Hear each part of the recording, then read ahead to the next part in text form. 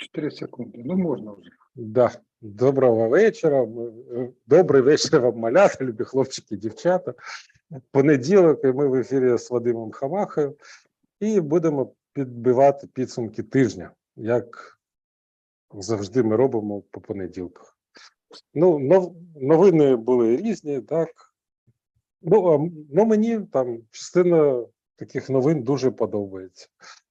Наприклад, Росія бомбить свій город Шебекино, сносить його з лица землі. Ну і хрен з ним. Там вагнерівці беруть в плен полковника чомусь.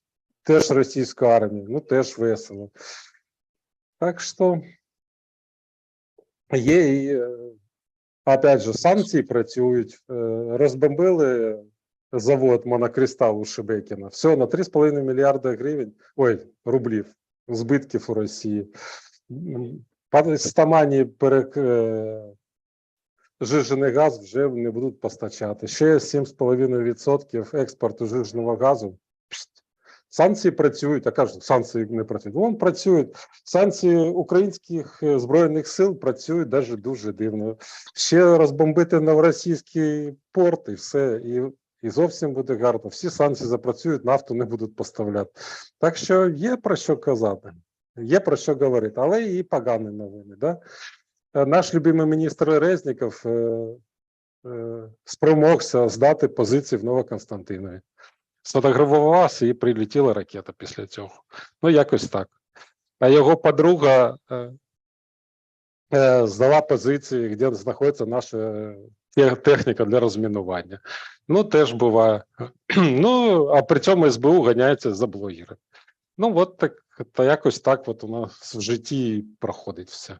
Така неділя. А ви що скажете з приводу неділі, яка у нас пройшла? І що, на вашу думку, було цікавого? Ну, сьогодні, я вважаю, на цього тижня було, ну, як я написав для себе, то це 9 таких тем великих, але вони їх можна там поєднати один з одною. Я думаю, що для того, щоб подивитися на цілісну картинку, треба дивитися одразу на все. І спочатку, як завжди, фронт, потім рейд Легіону Свобода Росії та Російського добровольського корпусу, це безумовно, атака дронами Москви, це треба сказати. Те, що до нас прилетіло до Дніпра, до Підгороднього, до Києва і Кропивницького, це Хмельницький, Кропивницький, те, що прилітало там і Житомирська область. Те, що люди загинули і там, і там, і там, і ЦАП відбуває в Києві, безумовно, це теж тема. Податок на волонтерів, те, що нам треба з чим боротися, я вважаю, саботаж економіки взагалі, те, що роблять ті, у кого немає війни. Корупція, наприклад, така, як Трубіцин, або призначення прокурора Київського Кіпера, фактично дахом на Одесу. Це дуже важлива річ, на яку треба звернути увагу. Те, що було підготовка до саміту НАТО, це дуже важливо для нас, і як це працює взагалі. Безумовно, саміт цього європейської політичної спільноти у Молдові, у Кишиневі, під Кишиневом. Діалог Шангрі-Ла – це теж важлива тема для нас особисто, тому що вона пов'язана з Тайванем. І про це треба говорити. Діалог Шангрі-Ла – це в Сінгапурі було такий збіговисько міністрів оборони, але ці міністри оборони, вони принаймні сказали не все. І про що вони не сказали, треба говорити. Ну і безумовно обрання Ердогана і інаугурація Ердогана, хто був і як до цього ставились Росія, Угорщина, Вірменія, до речі. Азербайджан і всі інші, це теж важлива тема, тому що Ердоган себе виставляє як реальну силу, яка може претендувати принаймні на Крим. І про це теж треба думати, принаймні зараз, тому що потім буде вже запізно. Ну ось так, от, десь так. Можна з самого початку почати про фронт, тому що фронт це взагалі для мене тема номер 0. Завжди і кожного дня я вважаю, що саме на фронті визначається те, що як ми будемо жити, і чи будемо ми жити взагалі. Тому що наші хлопці на лінії фронту це та сила, яка стримує Росію від того, щоб нас знищити остаточно. Ті, хто це не розуміє, цього не розуміє, вони мають, я вважаю, просто хоча б один раз, а може на один день їх треба відправляти на лінію фронту, щоб вони це зрозуміли. Як це? І чого це коштує, яких життів, якої крові. І взагалі це для мене це тема. І тому я скажу так, тепер коротко. Упродовж минулого тижня, крім неділі, лінія фронту не рухалася з місця взагалі. Тобто було таке певне затища, і всі розуміли, що щось буде відбуватися. Але що буде відбуватися, ніхто не розумів. І де, принаймні де і як.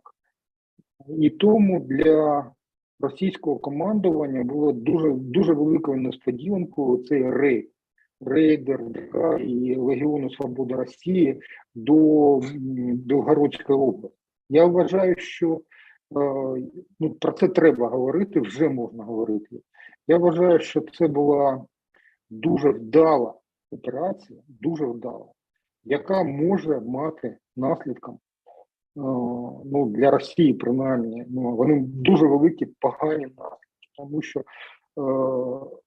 це реалізація тих самих зелених чоловічків, які були там у Криму. І це для Росії така дуже чутлива тема. Вони це зрозуміли одразу. І вони тепер не знають, що з цим робити.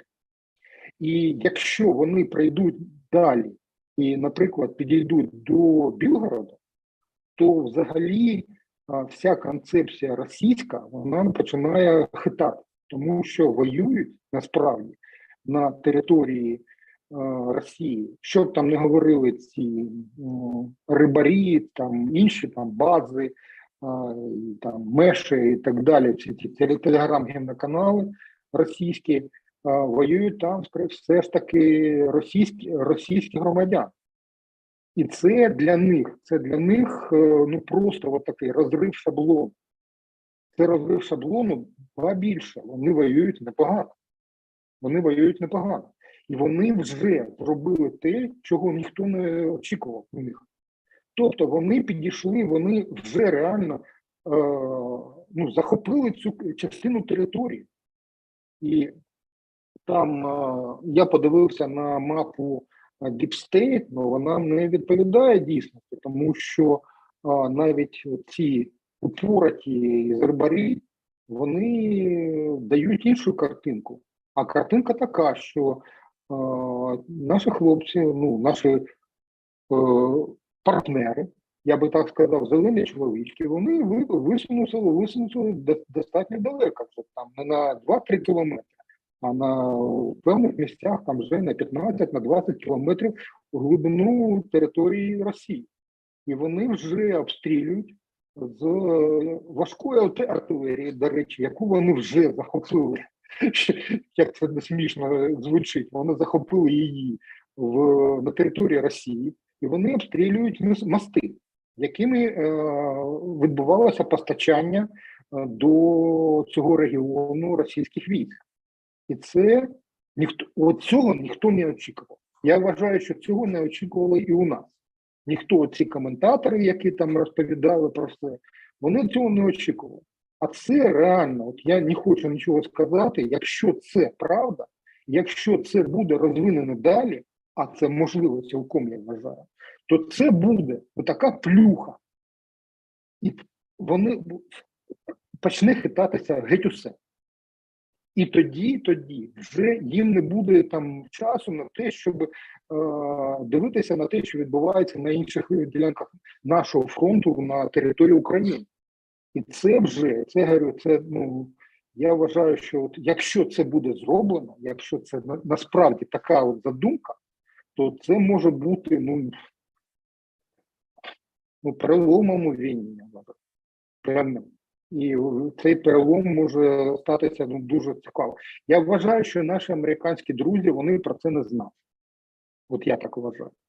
І це було для них теж було несподіванкою. Вони дуже ретельно придивляються, і навіть через своїх там партнерів у Бельгії. Вони питають українців, а як там наша техніка, яка там не має воювати на території Росії. А вони говорять, ми не знаємо нічого, це не ми, це російські громадяни. Вони відбили цю техніку, яку захопили росіяни, вони їх відбили в боях, і вони її застосовують, вони мають на це право, це військові трофеї, вони мають на це право. Ну, тобто, оце от прикручування 14-го року лютого, це супер круто, це настільки круто, що я навіть уявити собі не можу. І про це оці всі наші так звані експерти, коментатори навіть уявити не могли. Після того, як там Грайвороні щось було, вони вважали, що все. А насправді ні, це була просто перевірка на фальшивість російської оцієї оборони. Виявилося, що там вони змогли з цієї ділянки фронту геть усе, крім артилерії і трохи авіації там залишили.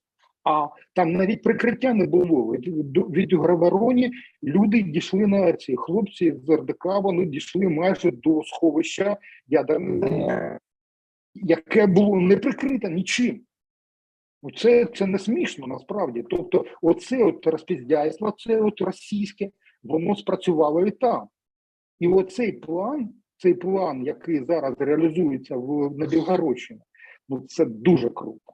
І от в цей час, те, що вони там укріплювали лінію фронту там на півдні, там на сході, на Донбасі, це може от просто так от рухнути, так бахнутися все.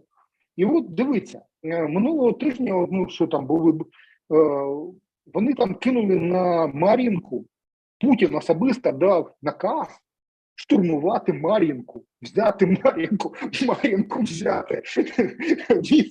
Місто, де жило там 9,5 тисяч людей, особисто дав наказ взяти Мар'їнку Путін. Я не знаю, як до цього ставитися, це вже там дотрагувалося до мишей. Взагалі, для мене було це смішно, такий наказ, і те, що туди перекинули Ахмат, оцей полк Ахмат кадирівців, і те, що вони там, реально, вони там пруть, там, як таргани, і реально там 10, 15 і навіть 20 атак на добу бувають за дуже потужної підтримки авіації, артилерії. І те, що я бачу, я ж спілкуюся з людьми з тієї сторони фронту, і з тієї сторони фронту, я розумію, що там відбувається. Я хочу сказати, що те, що там 79-та бригада там стоїть, вона їх там трощить, я не знаю як. І це круто, насправді круто. Я ж по чому говорю? Я дуже рідко так от ставлюся до цього. Оцей розрахунок, він спрацював. Я не знаю, щодо Бахмуту, у мене там дуже багато запитань до, але те, що було зроблено, і те, що люди готувалися, це дуже круто. І те, що відбулося насправді у неділю. Російські телеграм-канали почали волати одразу, що українські війська почали наступ. Насправді, що вони зробили? У нас було 3 спроби ведення розвідки бою. Це біля Вугледару, біля Великої Новосілки і там далі вже в Запорізькій області. Що я можу сказати? На певних ділянках нашим вдалося просунутися десь до кілометра. Тобто це Вони там щось зробили, і росіяни вже побачили там у дії танки «Леопард».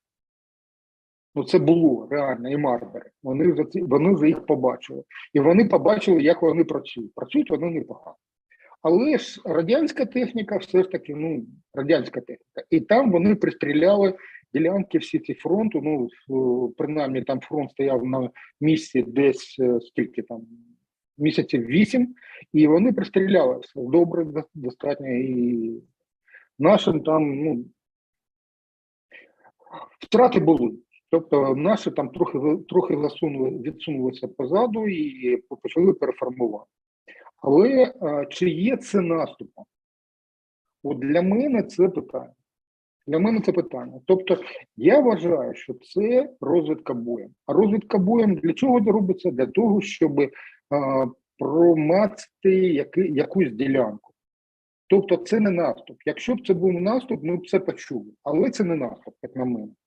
Тобто я вважаю, що удар буде нанесений в іншому місці. Якщо цей удар буде нанесено по Білгороду, я вважатиму, що я взагалі, мені треба їсти там капелюха свого і просто кланятися там в пояс генерала Залужного. Ну реально так. Я не думаю, що це буде, але цей удар, допоміжний удар, який розхитає цю російську оборону і буде відволікати дуже великі резерви російські, він був нанесений вчасно і нанесений в тому місці, де вони реально не очікують. Це дуже круто. Ось така от ситуація. Ну і плюс до цього додати атаки дронами, які були на початку тижня на Москву. Вони цього взагалі не очікували, те, що там прилетіло. Принаймні, те, що прилетіло навіть до Новогорьова, це дача Путіна, це ніхто не знав. І те, що вони долетіли до Москви, це було не те, щоб несподіванка. Тобто, не факт те, що вони там зробили. Вони нічого не зробили. Але те, що відбулося, це було для багатьох росіян просто таким от, як так? Москву? А насправді я вважаю, що частка цих дронів було запущено з території Росії. Я в цьому впевнений. Тобто вони були якісь там контрабандою чи чимось ще привезені. Не те, що я говорив там 4 тижні тому. Вони завозяться частками, збираються і потім запускають. Це може бути таке? Та безумовно. Чому б ні? Привезли фурами і чимось там закидали, а потім запустили вже з близької відстані повз цю протиповітряну оборону і пройшли певні кола цієї протиповітряної оборони, тобто з території Росії. Тобто ви розумієте, Росія велика, а ППО їхнє. Ну, скільки там у них там? 400 чи 450 батарей ППО С-4. Це дуже багато. Але все одне вони не можуть прикрити усе небо. Це не Петріот. Це набагато гірше. І тому ні, воно працює, безумовно. Тобто вони збивають за допомогою панцирів, вони збивають за допомогою С-400. У них дуже багато ракет. Але це проблема. Насправді проблема, те, що прилетіло до Підмосков'я, до ближнього Підмосков'я і до дачних цих поселень під Москвою, там, де живуть там Міллер, там Газпромівський, і всі інші. Тому це круто, насправді. Вони на це не очікували. Реально. Тобто це от така асиметрична дія. І оця асиметричність, вона дає нам можливість певним чином компенсувати нестачу винищувачів. Хоча остаточно, ви маєте розуміти, що це не замінює винищувачів. Тому що 800 одиниць бойової техніки, авіаційна, яка розміщена на аеродромах повз Україну, уздовж всього кордону, я вважаю, що це дуже багато. І навіть там про те, про що говорили Ігнати, вся і компанія, про те, що от нам 3 ескадрилі, да, по 15, там, по 16 літаків, там 40 літаків. Ну, 40 літаків F-16 – це непогано, але це не вирішує всі проблеми. Проблеми ППУ і проблеми прикриття з повітря частин, які будуть наступати. Ну, тобто це велика проблема. Як це буде без авіації, завдяки тому, що наш міністр гребаний, Резінкін з яйцями за 17 гривень викрив наш аеродром. Що робити далі, я не знаю. Як буде вирішувати ця проблема. Але, мабуть, щось дадуть, хтось ще дасть, там залишки цих мігів, чи ще щось, Су-25, може, у когось там нашкребуть, я не знаю де, може там в Південно-Східній Азії, чи десь ще. Я вважаю, що це не сьогоднішня проблема, і як це буде вирішуватися, я поки не знаю. Тобто прикриття з повітря у нас немає. А висувати до лінії фронту Петріоти або насамси – це не рішення, тому що є ланцети, є купа різних БПЛА, якими Росія користується наразі достатньо ефективно. Якщо ви подивитеся, якщо ви маєте доступ, я вважаю, що багато хто може мати доступ, тому що тільки в Україні заблоковані телеграм-канали російські, такі пропагандистські, наприклад, такий як Рибар там, чи Меш.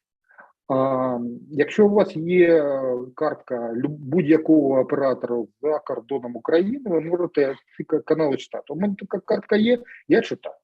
Я читаю і я порівнюю з тим, що написано. І коли там є, коли я там бачу істерику, я розумію, що.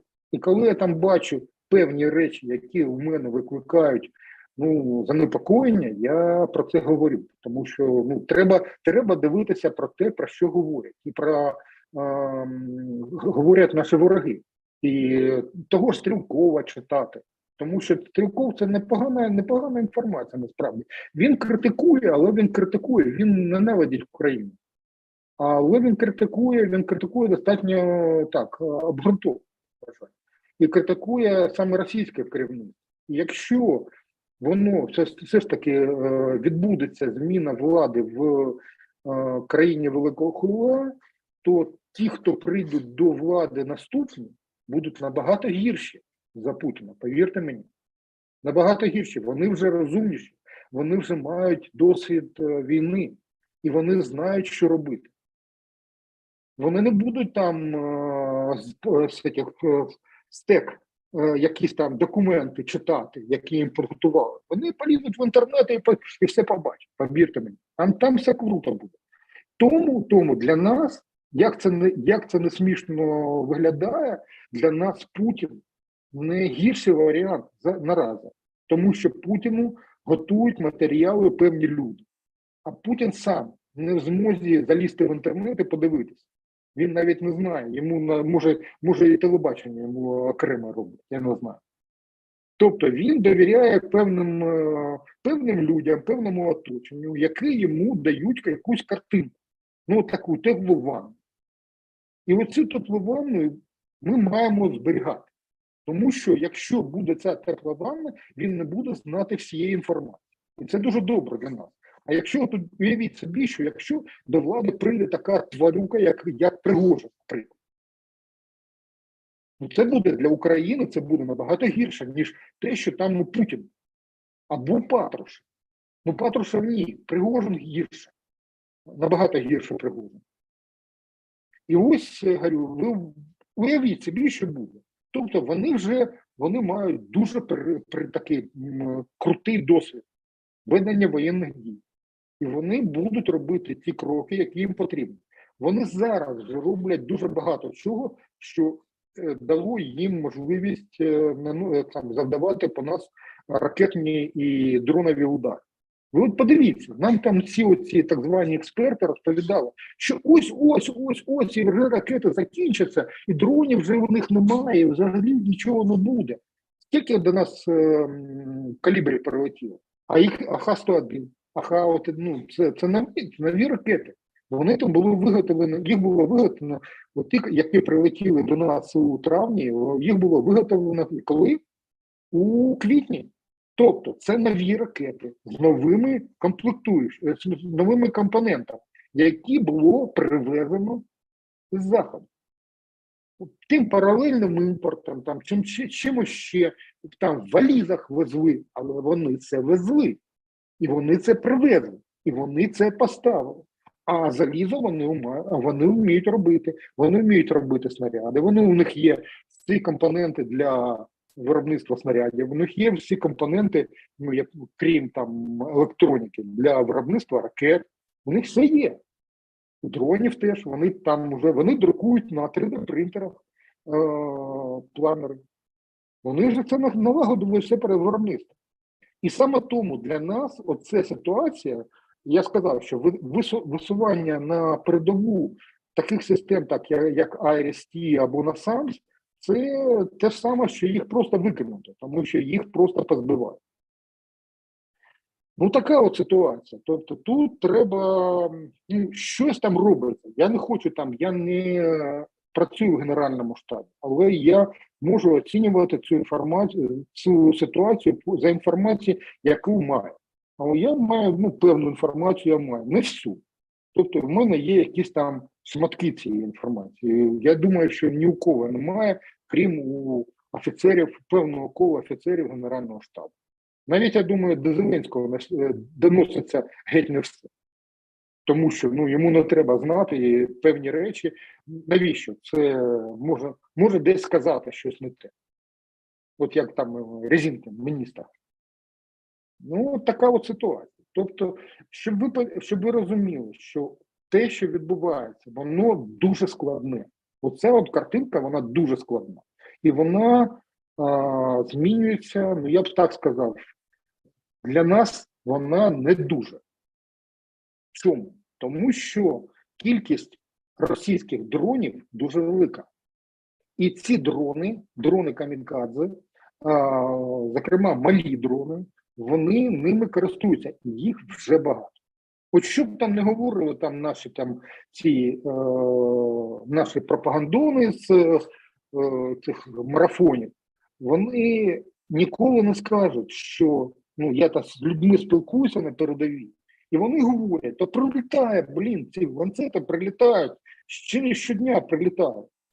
І якщо там не приховати техніку, то все, її кранти.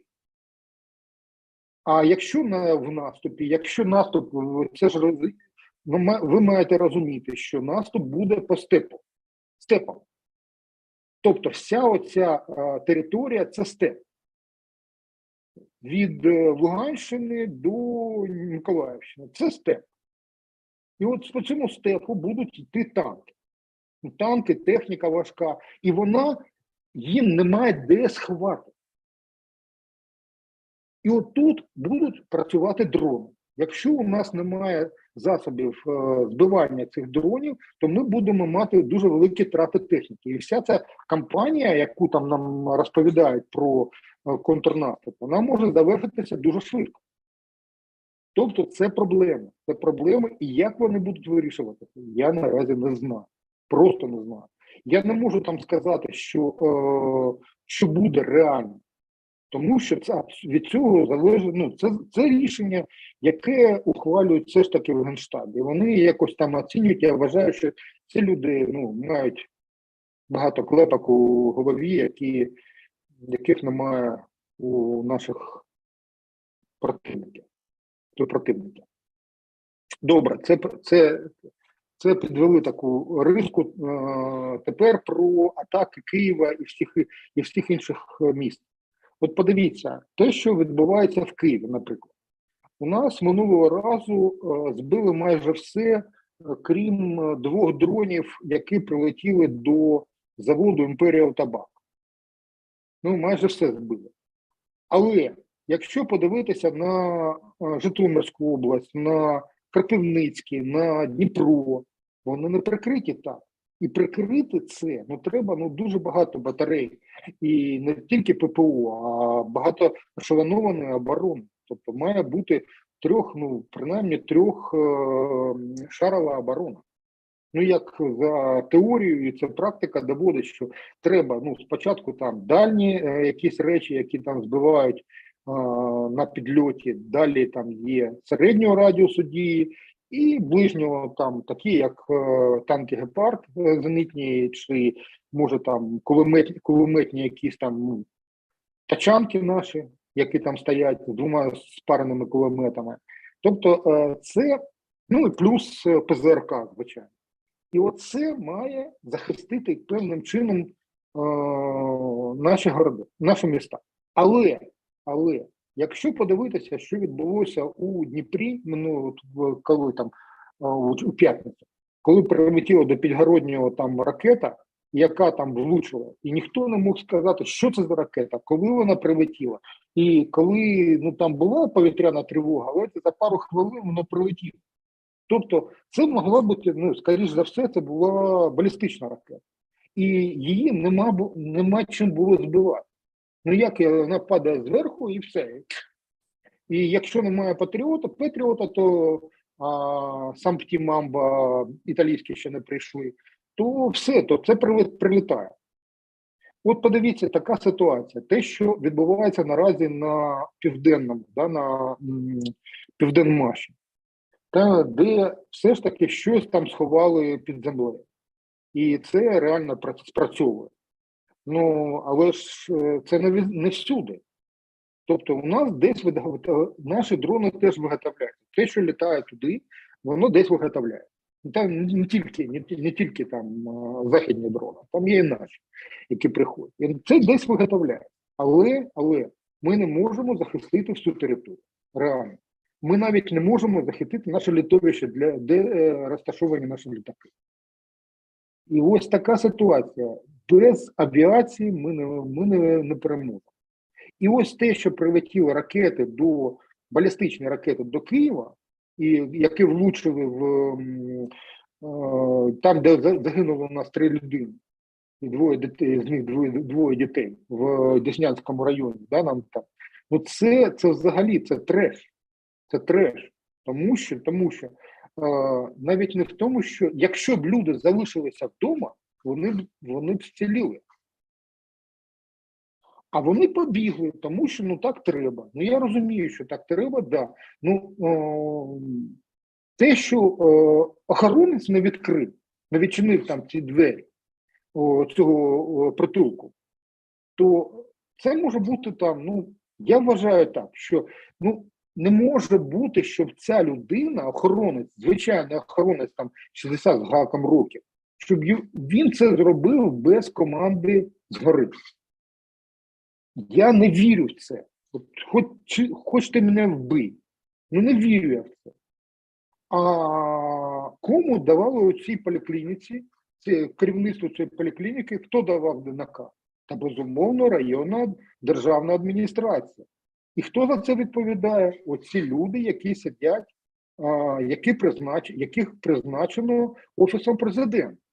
Тому що це Єрмаківська вся оця козла, вона призначає цих людей. Вона їх обирає і вона їх призначає.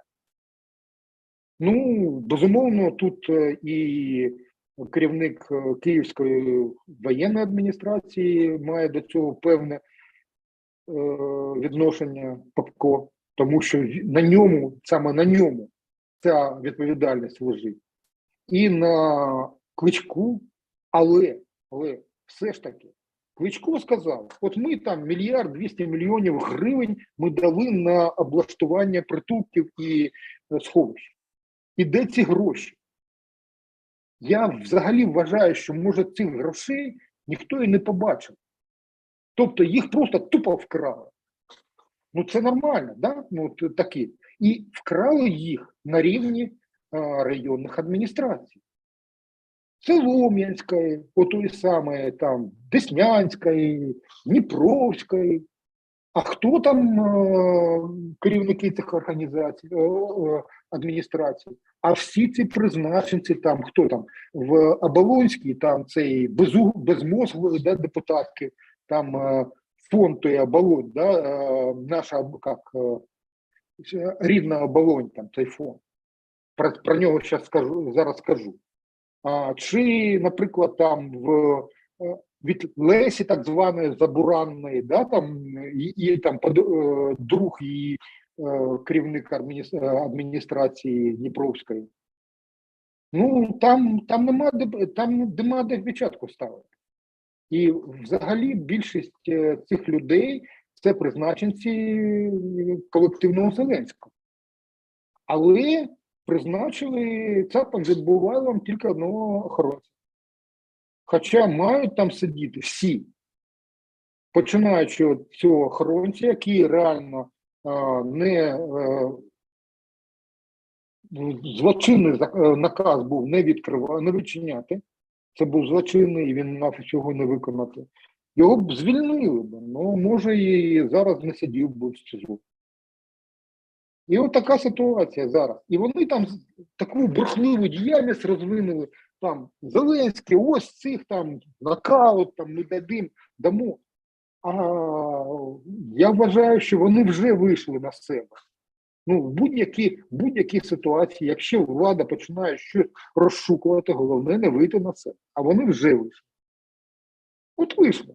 А якщо почнуть зараз копати, там, рити всю ситуацію НАБУ і САП, то може і буде якийсь там все ж таки суд тектонічний. Я не знаю, що там буде, але так. Тому я вважаю, що все це те, що говорив там Зеленський, Єрмак і всі інші зелені очільники, вони це робили заради тільки одного, щоб посунути Кличка в даному випадку конкретно. Я не хочу знімати якусь там відповідальність Кличка. Я вважаю, що Кличко підарас. Ну, це моє до нього ставлення. Але те, що його у такий спосіб намагаються сунути, це просто боротьба за владу і за фінансові потоки у місті. І що на тому місці хто може бути? А хто завгодно. Ну, поставлять, як свого часу Янукович поставив Попова керівником Київської державної адміністрації. Ну, поставлять кого, відсунуть там Кличка і будуть піляти гроші, всі гроші. Гроші міста. Ні, я не говорю про те, що Кличко якийсь там нормальний. Ні, він не нормальний. Він таке саме чмо, як всі інші. Але просто йде переділення грошей. І все. Оце це все мишача штовханина оця, вона винятково заради грошей. Винятково заради грошей. Нічого другого там під цим немає. Там те, що люди загинули, це просто привід. Для них ці люди, це сміття. А гроші там шалені. Це земля, це забудова, це все. І це ж мільярдні потоки. Мільярдні не гривні, а мільярдні доларові потоки. І чому на нього не поставити власну людину? Наприклад, ту ж саму цю сучку Верещучку, наприклад, так? Яка там з парасолькою там літала. Вона таке тупеньке, але вона прикриє всі ці облаштунки і всі ці схеми, вона буде в них задіяна. Як зараз вона там розпилює гроші через Міністерство реінтеграції так званих окупованих територій. Ну, така ситуація. Тобто людину не знайти, вони знайдуть. Офіс президента, там, да, Єрмак особисто. Вони знайдуть на це людину. Там поставлять, наприклад, якусь там прокурорку з Солом'янського району. Наприклад, я нічого не хочу сказати. Чи того ж самого там Дніпровського, цього, да, забуранного дружбана. Вони знайдуть. Або з Оболоні ставленика цього Колі Коклета. Там є люди. Чи хто там у нас є? Що там в Печерській адміністрації, там теж людина Єрмака сидить. Тобто люди є для цього. І вся ця оця мишача штовханина, вона тільки заради грошей. Тепер про корупцію. Ну, далі про корупцію, це про, така, я вважаю, просто розривна тема, це про депутата Київради Трубіцина, проти якого було відкрито справу за корупцію і за хабаря, за брання хабаря, там мільярдні, сотні мільйонів, мільярди хабаря. І вони його спокійно випустили за кордон. Ви розумієте? Його спокійно випустили за кордон за листом Головного управління розвідки.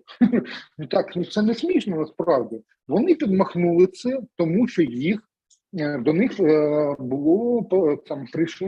прийшов лист із сил спеціальних операцій, які попросили для 5 волонтерів, так званих, з фонду того самого рідного оболонь, про який я говорив, що вони попросили для сил спеціальної операції, їм потрібно було якісь певні речі. Вони не сказали, які, але певні речі, які не можна перелічувати. Тобто, це військове обладнання, може там снайперські гвинтівки і так далі, там облаштунки там для чогось ще. Я не знаю. Але оцих і в тому числі, зокрема, Трубіцина, оцього депутата, його випустили за кордон. А зараз його оголошують в міжнародний рух. Це не смішно, насправді. Тому що він вже десь там, я не знаю, в Ізраїлі, чи десь ще, де там переховується, звичайно, да, там ще в Малі, я не знаю, де ще він там, куди він ще поїхав. Може і в Росії. Я ж не знаю, куди він поїхав. Тобто випустили Трубіцина і випустили його цілком що я хочу сказати про Трубіцина? Трубіцин – це прерогатива Офісу Президента, однозначно. Тому що вся Трубіцинська оця схема, вона була побудована на Татарові, на заступнику Офісу Президента, голови Офісу Президента. А там, де Татаров, там Єрмак. Тобто це рішення про втечу було прийнято, було ухвалено на самому високому рівні в лігві Єрмака. І він втік від правосуддя. І все. І він вже все, до побачення, і розшукуйте його де завгодно. І зараз його немає. Така ж сама ситуація з призначенням на минулого тижня прокурора, київського прокурора Кіпера, якого люстрували, який потім якимось чином за допомогою певних людей відновився на посаді. Якого люстрували? Він реально, цей прокурор, він був керівником Генеральної прокуратури, в Генеральній прокуратурі він був керівником розшукового департаменту розшуку кримінального.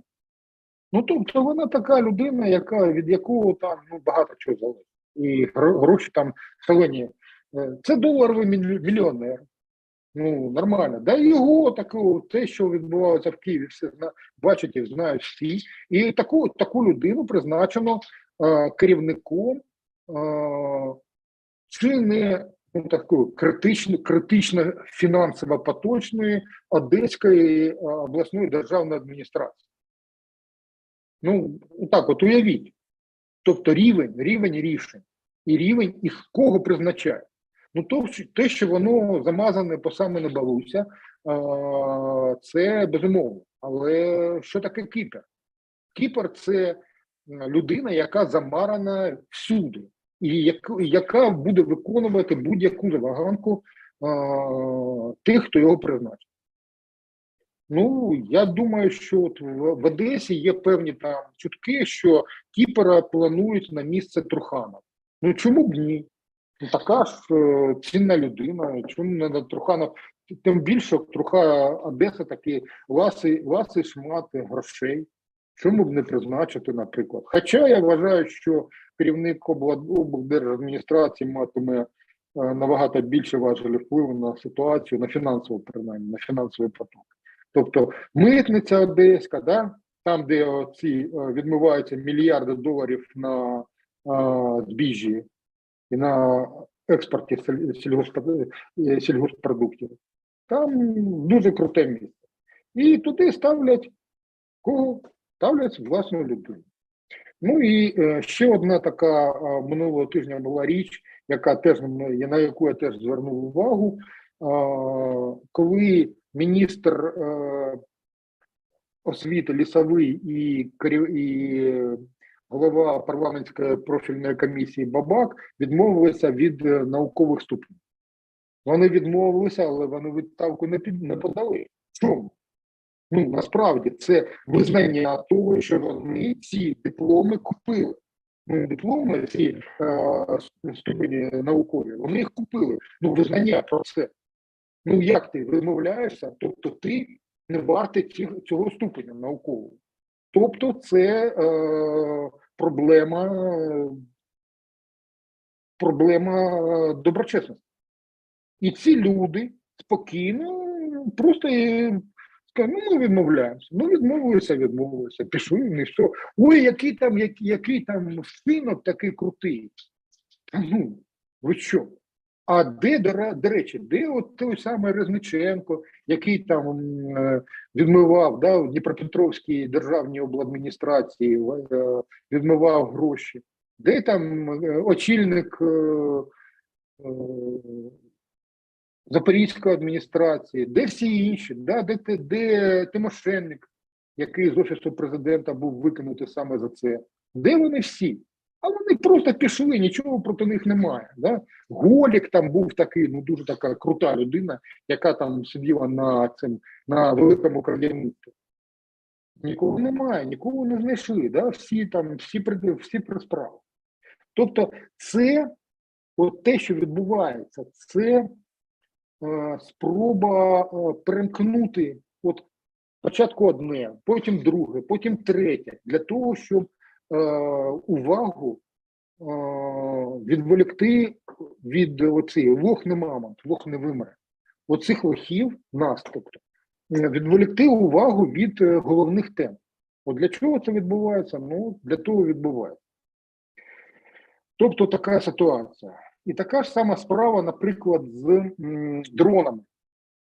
От те, що у нас там податок, який міністр капіталіст, якого не було і немає війни, міністр фінансів Марченко, да, там і міністр економіки Свириденко, вони це винайшли, що треба обкласти податком гроші, які люди збирають на фронт, людям на фронт.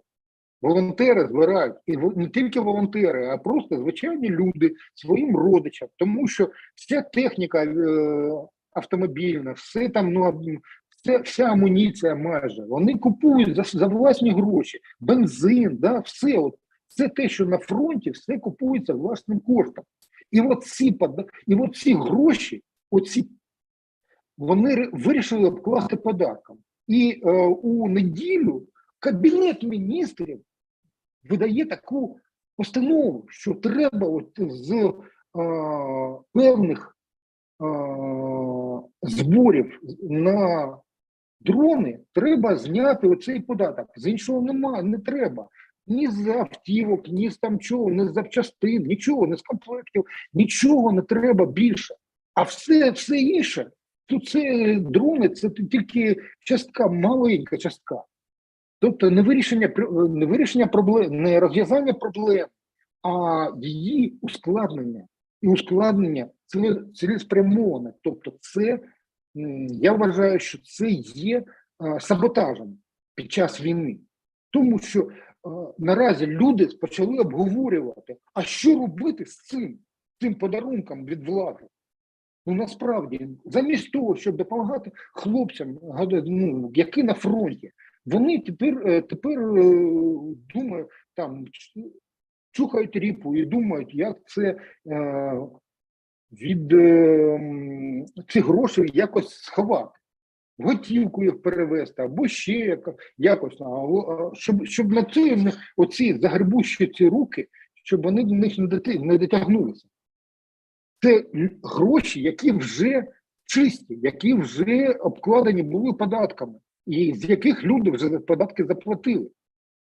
І податок на волонтерство, тобто податок на волонтерство, як на комерційну діяльність, я не знаю, як це можна назвати. Ну, ніяк інакше, як роботою на хуйла, ніяк інакше назвати не можна. Але про це нам ці марафони нам розповідають, що треба гроші для армії. Та треба гроші для армії. Люди, так де взяти гроші на бензин, якого немає, наприклад. Або на заміну автівки, яку люди їздять на власних автівках. Ну це правда. Збирають, купують і їздять, тому що на фронті автівка – це розходний матеріал. Це витратний матеріал, який сьогодні є, завтра його немає. Ну то що прилетіло, все, немає машин. І де її брати? Що там, хтось дасть її з Резнікової її дасть? Оці, наприклад, я приведу конкретний приклад. Наприклад, є батарея. Батарея 122-мм гаубиць. І для цієї батареї треба підвозити снаряди. Щоразу, щодня. І ось, виходячи з того, що вони розташовані, ці батареї, це не далекобійні батареї, і на них може впасти з неба будь-що. Міни, дрони, снаряди 152-мм з 100Б, наприклад. І вони прилітають. Тобто це люди, це смертники. І їм потрібно, вони приїхали, розгорнули батарею, і потім там постріляли і поїхали одразу. А якщо вони, поки туди їде боєкомплект, на нього прилітає щоразу, бух-бух-бух, і раз, і автівки немає. Де її брати? Її що, міністр Резніков дасть? Ні. Це люди десь збирають на ці автівки, там, навіть на бусики якісь там їздять. На чому тільки не їздять, там, на чому тільки не будуть ці снаряди. Я брав участь в певних таких проєктах, я знаю, що це. І ось цих людей обкласти податка на доходи, як це можна назвати? А ось так і треба називати. Це саботаж. Це саботаж на користь хуйла. І таких людей, я вважаю, треба розстрілювати. Причому на місці. Оцих Гетманцевих там, Марченок і всіх інших, Свириденок. Тому що вони працюють на ворога. Відкрито працюють. Не можу просто. Ця тема для мене дуже така важка тема. Далі. Риску. Те, що стосується вступу України до НАТО. Це така тема, незабаром вже за місяць буде саміт у Вільнюсі, і саміт дуже важливий для України, і не тільки для України, а й для НАТО. Там на саміті в Вільнюсі будуть майже всі, мабуть, всі керівники держав. І там буде вирішуватися доля України, чи буде Україна в НАТО. Так ось, більшість країн Східної Європи, більшість, не всі, безумовно, це Румунія, це Чехія, це Польща, країни Балтії і Норвегія, до речі, вони вважають, що Україну треба підтримувати, як проштовхувати, тому що Україна, насправді, вона зараз виконує функцію передової НАТО. Тобто вона на себе взяла функцію охорони, оборони НАТО. Так. І її треба її брати до НАТО. Але зараз вони бояться, тому що вони не хочуть, щоб воювати з Росією. І тому вони хоча б мають сказати, що Україна мусить вступити, але після закінчення війни або гарячої частини, гарячої фази війни. Наприклад, гарячої фази війни. І тоді вже буде зовсім інший розклад. І тоді, от щодо цього, те, що відбувається зараз, те, що робить міністр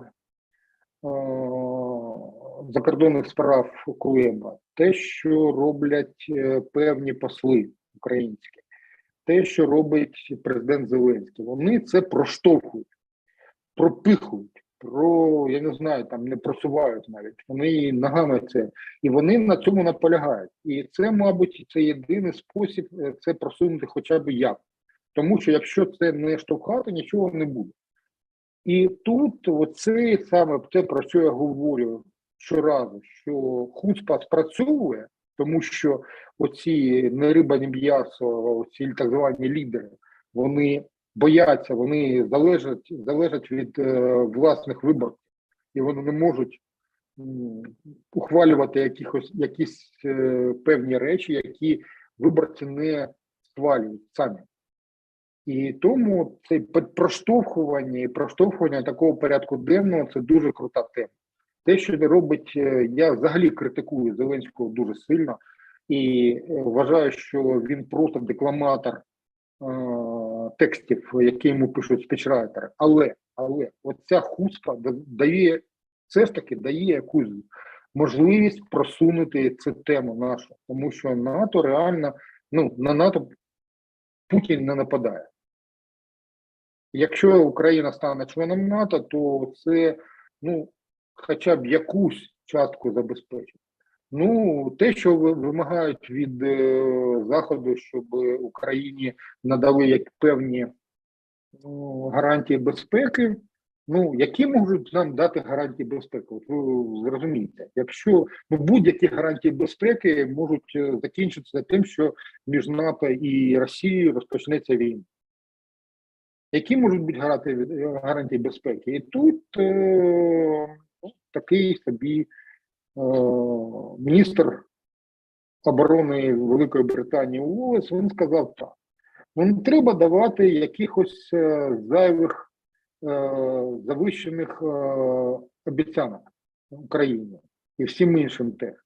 Тому що, якщо ми щось даємо, то ми будемо за це нести певну відповідальність. А вони не хочуть на себе цю відповідальність брати. Тобто вони хочуть і там, і на велосипеді покатати. Як це вийде, до чого це там в Осло минулого тижня була зустріч міністрів оборони, і вони це обговорювали, саме це. І для мене була дуже така позитивна, я би так сказав, характеристика того, що наразі відбувається від урядів Норвегії, від міністрів оборони Норвегії, Данії. Вони сказали досить таку розумну річ, що будемо підтримувати і взагалі треба Україні дати надію. Тобто сказати, от, війна закінчиться і її треба приймати до НАТО. За якою процедурою? Польща і країни Балтії наполягають на тому, щоб це була спрощена процедура. Але з огляду на корупцію українську, я не думаю, що і про це знають наші партнери західні, у них теж є корупція. І не менше за українську, але у них немає війни. І вони на цю корупцію дивлячись, вони роблять певні висновки. І ці висновки для України не дуже, я б сказав так. І тому я вважаю, що я спробую зробити певну, так скажемо, певний прогноз. Навіть не прогноз, а може там оцінку прогнозу. Тому що не можна робити прогноз про те, що наразі ніхто не знає, що буде далі. Принаймні на лінії фронту, тому що місяць до саміту може змінитися геть усе. Але я вважаю, що Україна все ж таки отримає не запрошення до НАТО, але все ж таки на саміті вона отримає обіцянку, що колись її буде прийнято до НАТО. Колись. Ну, але термін цього прийняття названо не буде. І плюс буде сказано, що Україна має виконати певні кроки. І одним із кроків буде названо корупцію. Не боротьбу, а викорінення корупції. Реальні результати в викоріненні корупції. Я думаю, що це буде саме так. Я не хочу. Ну, повернемося до цього там на другому тижні липня. Я думаю, що от я просто хочу це зафіксувати зараз. Що от я вважаю, що буде так. Ну і зброї дають, безумовно. Якоїсь там додаткової зброї, хоча у них там зараз не дуже. З снарядами, наприклад, і з ракетами у них не дуже. Але вони все ж таки розгортають виробництво, і я думаю, що за кілька місяців у нас щось буде. Так, наступна тема у нас саміт Європейської політичної спільноти, який відбувся в Молдові. Для України це дуже важлива була такий майданчик. І було сказано певні речі, які для України дуже важливі. По-перше, це проблема Придністров'я, яка наразі вимушує українське військове керівництво тримати в цьому регіоні не менш ніж 2 бригади, боєздатні бригади, які прикривають Придністров'я. Якщо оцей проблема Придністров'я буде розв'язана, то ми зможемо зняти ці бригади і відправити їх, боєздатні бригади, відправити їх на лінію фронту. І тоді не потрібно буде те, що було ухвалено минулого тижня, зменшення призовного віку з 27 до 25 років. Для чого це було зроблено? Для того, щоб розширити базу мобілізації. Тому що люди, яких ще не призвали до армії, їх не можна мобілізувати. І тобто зменшення призовного віку – це розширення можливості призвати, наприклад, людей віком від 25 років і там, до 27. А це дуже багато молодих чоловіків, які можуть щось зробити на фронті, яких принаймні можна чомусь навчити. І тому, може, і не потрібно буде. Я не говорю принаймні про прокурорів, про суддів, яких треба всіх відправити хоча б рити окопи на передовій. Але це ж теж це ж вирішення, розв'язання цієї проблеми. І тому про це, обережно сказали принаймні 3 лідери. Прем'єр-міністр з найвищого такого гатунку, прем'єр-міністр Нідерландів Рютте сказав, він прямо назвав Придністров'я окупованою територією, яку окупувала Росія. І Зеленський сказав, якщо буде нас нам запропонують розв'язати цю проблему і звернуться до нас, то може ми розглянемо цю пропозицію. Але Молдова – це все ж таки селок. Хоч що б там не говорили. І те, що в Гагаузії, в такому ж регіоні, як Придністров'я, перемогу на виборах отримала представниця партії російської, я не говорю проросійська, це російська партія ШОР, оцей молдавський єврей, який втік після того, як він вкрав гроші, він втік до Ізраїлю. І він залишив оцей всі метастази, він залишив в Молдові. І оцей представниця цієї партії, яку досі не заборонив Конституційний суд, вона виграла в цьому найбільшому регіоні Молдови, в великому регіоні, дуже ватному, в Гагаузії, вона виграла вибори. І як це буде вона розв'язати? У президентки Санду дуже великі проблеми, внутрішні проблеми. І вона, звернувшися до України, це може бути великим вибухом всередині країни. Тобто тут така річ. Але я думаю, що це може бути однією із частин військового якогось великого плану по зменшенню загрози з цього напрямку. Чому б ні? І для нас це важливо було. Це інше, ну там були розмови там про приймання Молдови до ЄС, там про все. Нас цікавить проблема Придністров'я. Ця проблема, ну, принаймні, вона була окреслена, її було окреслено. І те, що там не 5 сторін в цій проблемі, як там за договором 99-го року Козака, а всього 2 сторони, ну це вже 3 сторони. Це вже принаймні дає певні натяк на те, що цю проблему може бути розглядана.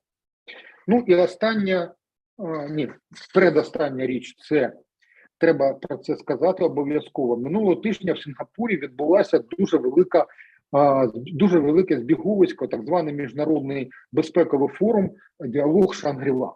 Ну, він так назвав. Але про що це? Ну, там збираються люди з усього світу і для обговорення проблем Південно-Східної Азії. І там, безумовно, головна тема – це Китай. Це проблема Китаю. Всесвітня проблема Китаю і те, що він стає одним з центром ухвалення рішень світових. І там Китай себе показав досить так потужно. Тому що під час цього форуму, коли там всі вони там за Америкою там чмукались там руку один одному, тиснули міністри оборони Китаю і Сполучених Штатів, в цей час китайський корабель, військовий в Тайванській протоці майже здійснив такий певний маневр. Але це був не маневр, це було перехоплення, насправді, американського міноносця ескадреного. І яке це перехоплення майже не мало наслідком зіткнення двох суден. Ну, вдалося якимось чином цього уникнути, але це було, ще раз, це було дуже показово. І попри те, що там китайська делегація, міністр говорили, що ми там з Америкою не хочемо псувати відношення, все таке інше, всередині Китаю там лунають зовсім інші теми. І ось, якщо Америка застрягне в Тайванській війні, її увагу від України буде, увагу до України буде зменшена у будь-якому випадку. І для нас ця проблема Тайваню, вона дуже близька проблема. Насправді, це наша проблема Тайваню, що б там не говорили. Це не проблема Китаю, це не проблема Сполучених Штатів, це проблема України. Тому що ми залишаємося без потужної підтримки з боку Сполучених Штатів, а ця підтримка найбільша. Що б там не говорили. Ну, от така от ситуація. І я вважаю, що загострення ще буде. Я так вважаю, що плюс посилення позиції Ірану на саміті Ліги Арабських Держав Іран себе поводив дуже зухвало і навіть притягнув туди президента Сирії Асада. Тобто він себе вважає там королем. І насправді так воно і є. За допомогою Росії він певні позиції там тримає. Ба більше, він тримає майже весь трафік, який йде з Персидської затоки, він тримає у себе в руках. І скільки вже? 6 танкерів вони вже захопили іранські ВМС. Ось така ситуація. Тобто от там теж ще одна проблема для України. От що б там не говорили, світ невеликий. І якщо десь щось відбувається, на нас це може відбитися на 200%. Тобто на це теж треба дивитися. І минулого тижня з'явилася ще одна проблема. Це проблема, те, що президент Ердоган залишився у владі.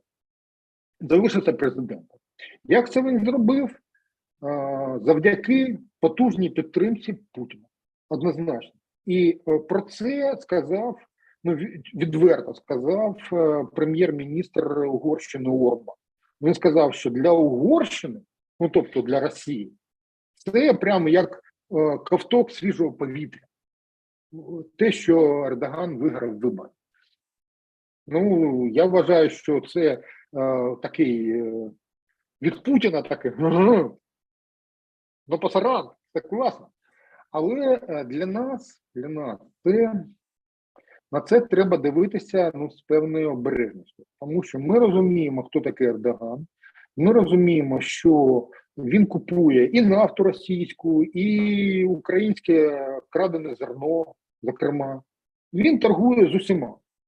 Тобто але він висить на гачку російських грошей. Тобто дуже багато компаній було релоковано з Європи до Туреччини. І там вони здійснюють певну діяльність. І російські гроші в Туреччині, вони грають велику гру. І без цих грошей Ердоган за жодних умов не став би президентом. Тобто тут таке все пов'язано. І тут, але він і нашими, і вашими в НАТО, і там, ну, два стільці, і у нього така дупа велика, він сидить на обох. Але ж певного часу я вважаю, що йому доведеться робити свій вибір. І ось цей вибір, я вважаю, що він зробить на користь проєкту Другої Османської імперії. Він себе спить і бачить новим османідом, новим султаном османським. І для нас це певний виклик. І виклик, може, не сьогоднішнього дня, не сьогодні, а виклик, ну, завтра це точно буде виклик, коли буде вирішуватися доля Криму. Тому що Крим – це кримські татари, а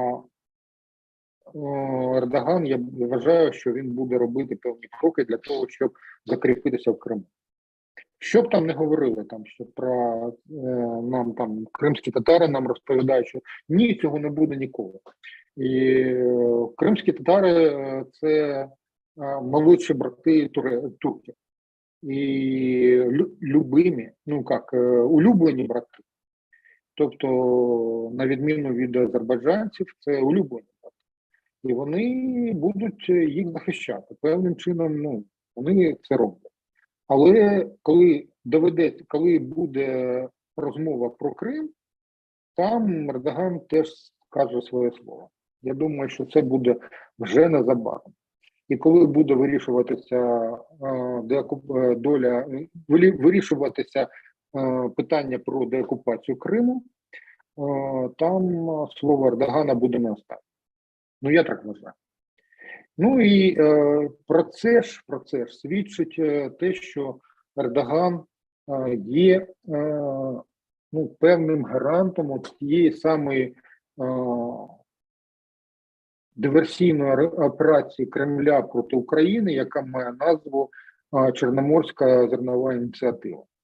Тобто він одна з складових цих речей, і те, що фактично заблокований рух суден Чорним морем, щоб там не говорив Ердоган, це свідчить про те, що всі важелі впливу на ситуацію наразі має саме Путін. А для нас може бути єдиним способом розв'язання цієї проблеми – це удари дронами по, як сказав Дмитро, по портам Тамань і Новоросійськ. Тоді може щось змінитися. Може. Ну поки ми маємо те, що маємо. Іван Хорс поблизу протоки Босфор був атакований нашими підводними дронами, проти яких наразі вони не мають нормальних способів їхнього знищення. Ну, подивимося, що буде далі. Тобто це ще одна така певна річ, на яку треба звернути увагу.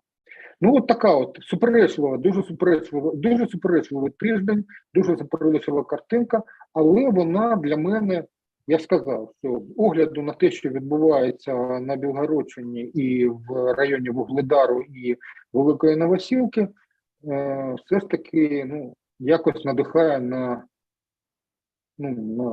оптимізм, на такий стриманий, трохи стриманий оптимізм. Ось таке моє враження від цього тижня. Мабуть, все. Да, цього раніше якось мимо мене прийшла інформація. Давайте зараз до зради і до перемог. 16 травня Кабмін віддав ДП Агенція оборонних закупівель. Ви ж знаєте, так? Да? Весь бюджет 16 травня Кабмін віддав ДП Агенція оборонних закупівель весь бюджет Міністерства оборони. А хто керує агенцією? Це бізнес-партнер Єрмака Шарапов, Пікуза, якого спіймали, що він виписав собі премію, і Коваленко, який замовив неіснуючі послуги на $7,5 мільйонів. Тобто така дружна компанія, яка буде відмивати гроші нашого любимого міністра. І дуже цікаво було інтерв'ю Єрмака, де його спитали, ви шпіон? І сразу я згадав, пам'ятаєте фільм «Адъютант его превосходительства»? Павел Андреевич, вы шпион? Видишь ли, Юрик? І от этот вот «видишь ли, Юрик»? До речі, це інтерв'ю було таке, я б сказав, це було настільки показове, і настільки була спроба відмити оцього чорного там ЦАПа, а він ЦАП, реальний ЦАП. І якщо з огляду на його родичів, так взагалі нема де печатку ставити. І те, що ця людина, оцей покидьок, досі сидить на Банковій, це свідчить про те, що між Зеленським і Єрмаком треба поставити таких 3 риски. Тобто це еквівалент аверс і реверс однієї монети. Там не говорили. Тобто Зеленський дуже круто робить промови, тому що він навчився, у нього найкраща аудиторія в світі зараз для актора. Кращої не буває. Просто він там з президентами там ручкається, чмокається, все таке інше. Він там якісь там поради комусь дає. Це круто насправді, але якщо розгорнути оцю на іншу сторону, то там є Єрмак. І оцей Єрмак, цей рулить всім. Він регент, фактично. Як там коли я спитаю своїх друзів за кордоном, я питаю, хто такий Єрмак для вас? Вони не можуть дати відповідь. Хто це? Він поруч з Зеленським. А хто це? Він навіть не його радник. Він просто керівник його канцелярії. Хтось знає прізвище керівника канцелярії канцлера Шольца? Або керівника канцелярії Білого дому? Хтось знає прізвище? Ні, тому що там є Саліван, радник з національної безпеки, там є прес-секретар, там є координатор з питань національної безпеки Кірбі, наприклад, там є міністр оборони, там є певні люди, які відповідають за певні напрямки. А у нас є людина, яка відповідає за все. За формування державних адміністрацій, за вибори, за зовнішню політику, за внутрішню політику, за ситуацію на фронті, тому що за все. І в Америці, в Сполучених Штатах, жодного разу віце-президент на себе не підгортає таких повноважень, тому що віце-президент – це людина, яка замінює президента у разі його загибелі або смерті. Це така, просто така ситуація. Тобто голосують за 2. І якщо щось відбувається, то його місце займає віце-президент. Так ось, у жодному разі, у жодній адміністрації американській А там найкрутіша ситуація з огляду на керівництво країни. Так ось, там жодного разу не було такого, що віце-президент був крутіший за президента. Це не може бути. Він навіть не радник.